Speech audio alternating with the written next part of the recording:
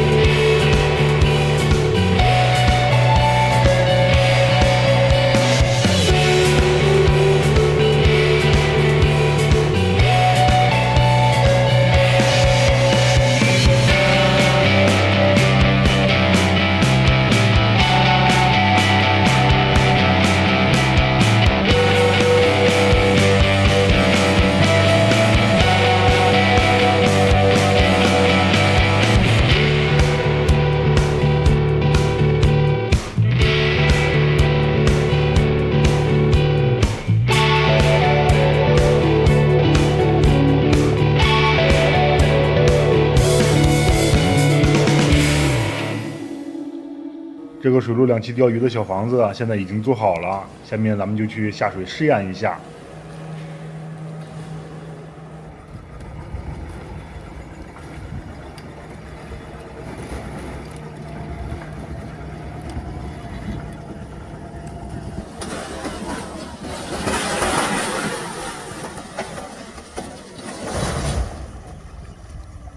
这个小钓鱼房车现在已经入水了啊，感觉浮力还可以，正合适。咱们看看它能不能在水中行走。先把船桨放下来，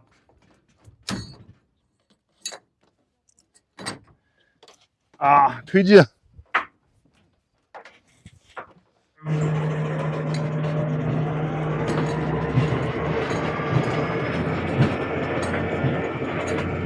可以。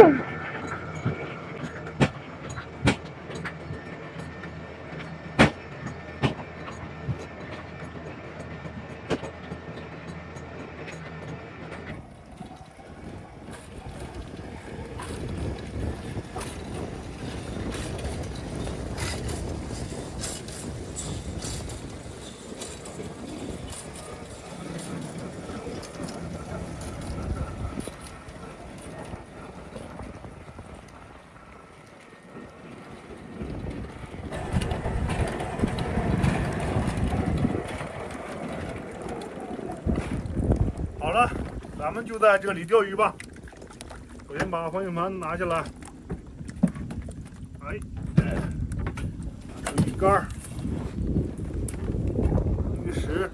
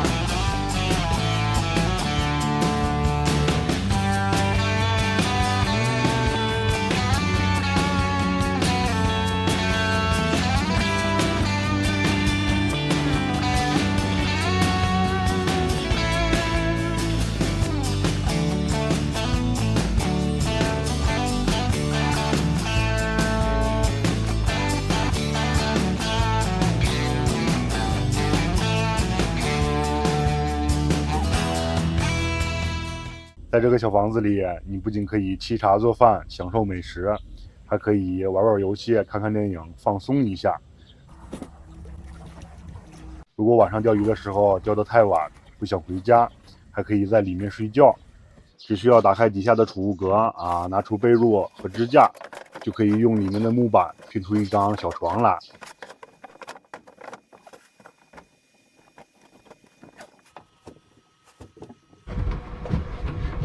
准备完之后，再打开电风扇，就可以美美的睡觉了。